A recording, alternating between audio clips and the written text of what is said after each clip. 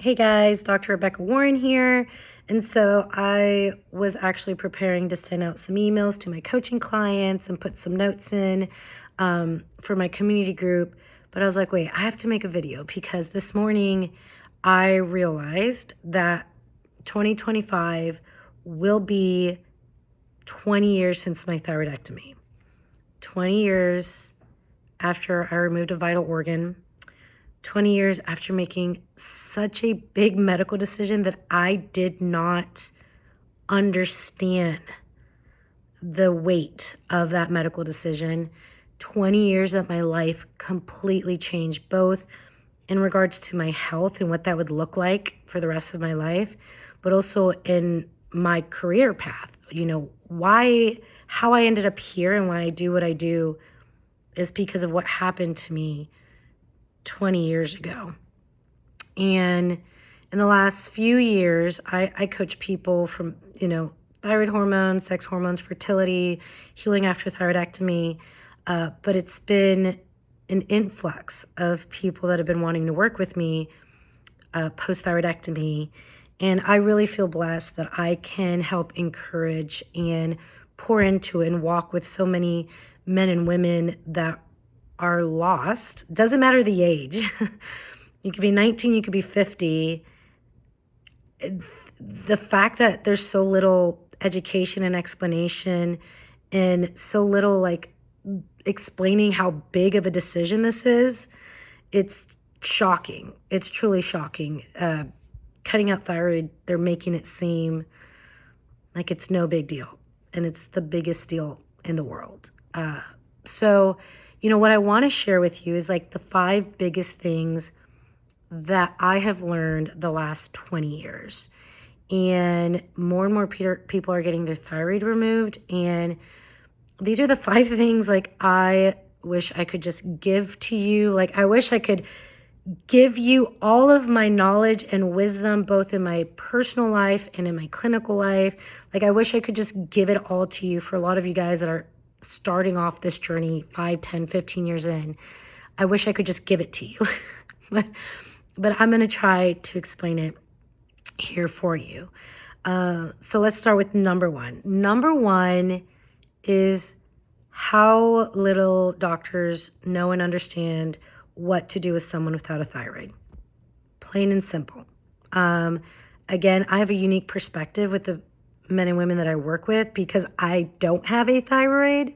I am specifically looking at protocols and research and articles that I have that kind of vision for, okay, but what does this mean for those without a thyroid, right? And what I have come to realize both as a patient for years and then as a practitioner is that doctors are going to treat you like someone who has a thyroid. And that's absolutely completely wrong. We are very different. People that develop thyroid disorders can have years to decades decrease in function in their thyroid, and even after decades can still have thyroid function. They still have an organ that the brain can communicate with. We go from having a vital organ to not having a vital organ in a matter of hours. Something that the body was meant to have, that it was created with, completely gone. We are not the same as people without a thyroid. We're just not, which means that our approach has to be uniquely ours. When it comes to meds, when it comes to symptoms, when it comes to gut health, when it comes to other meds, we are not the same. And I hope that each one of you guys, before you walk into your doctor's office, come with that thought process of, obviously you don't want to die. I had the thyroid cancer diagnosis, but what's the point of living longer if you're suffering with more and more health issues? So the biggest thing to understand is the approach that most practitioners take. I would say a majority, whether they're functional practitioners, whether they are medical practitioners, the approach is going to be focused on as if you have a thyroid, which is not the case at all. The second thing I've learned throughout these 20 years, and I'm going to do a deeper dive on this on my podcast and a video on this. It's TSH suppression. And so TSH suppression for someone with a thyroid is a really big deal, and it can be dangerous. You know, we have studies that show that TSH suppression can be dangerous, but what we don't have is two important things that applies to you if you don't have a thyroid. Number one, we don't have studies that are looking at TSH suppression in issues like bone loss and, you know, heart issues, which TSH suppression can cause. Those studies aren't looking at free T3, and that's the active thyroid hormone, which blows my mind. The idea is that, okay, well, TSH suppression, you know, can occur, especially with those like post-thyroidectomy, with free T3 within range. The complications that come from TSH suppression is from too much T3, too much thyroid hormones, which essentially revs up everything, revs up bone cell like breakdown. Like it's what causes all these complications. But those of us post-thyroidectomy, something has happened, and I've seen this myself. I've seen it over and over again, where there's this big disconnect, which would make sense. Again, we lost a vital organ. TSH is a pituitary hormone that's supposed to go and communicate with what? The thyroid. And you've lost that. And I wish I could tell you the science behind it, but again, we don't have the studies on this. But the biggest thing I have found is that TSH suppression can occur post-thyroidectomy when free T3 may not even be optimal for you. I've seen people, because I work with, you know, I don't prescribe medication, and I've worked with prescribing practitioners that want to go off of not just a number on a paper. They want to go off of how the patient is feeling, like how you're feeling, how you're functioning. And when I get to kind of co-work with these prescribers, you know, these practitioners that prescribe, and they take that approach while keeping an eye on all these other factors with me, I find that people post-thyroidectomy can have TSH suppression, get their free T3 to optimal, and feel fantastic and not have any signs of there being any issues of high T3, because we're also keeping an eye on high T3, on their T3 levels. I say all of that because, again, especially lately, I've been hearing a lot more practitioners with clients, because I work with clients all over the world, that are just like, oh, this TSH is suppressed. Yeah, but show me the studies on how TSH is affected and pituitary is affected and hypothalamus is affected for those of us without a thyroid. You got to treat us uniquely our own. You got to look at the full picture, not just one number on there, and base it off of studies that are incomplete and also that don't apply to those of us that have lost a vital organ. So I will say for myself, I have, for most of my 20 years, obviously everybody's different, but for myself, TSH has been suppressed. This is under a 1, and my free T3 has remained in the 3s, and I feel fantastic. So I want you to question that and kind of, you know, follow along as I deep dive into that and the studies on that. So that's a really important one. Number 3 is, once you find the right meds, let me take a second first. Once you find the right meds, it's life-changing, right? But that doesn't mean you're going to be on that same med for the rest of your life. Our bodies function off diversity. Our body needs, like, we're not meant to take the same thing from the same source, the same amount over and over again. Remember, we've got this pill that's stagnant, that is the same. And our thyroid is so, it adapts every minute, every day, every month, like every season. There's all this changes in how much the thyroid's going to release, how much it's not going to release. And there's all these things that happen with our thyroid gland that we're trying to mimic with this set dose of meds. And what that means is, like, I've seen this over and over again. And I've actually even seen it with people that have a thyroid, that have been on thyroid meds for a really long time. Well, this worked for me for 5 years. This worked for me for 10 years, and then it stopped. Well, it's time to reevaluate what kind of support your body needs. I was on T4 only, levothyroxine on the beginning of my journey, and it worked for me for a few years until it didn't. And then I was on Armour, and it worked for me until I had babies. And then postpartum, it was like a completely different body, and I needed to switch. Every postpartum period, any big kind of transition for me, with my hormones, with my body, I've had to switch.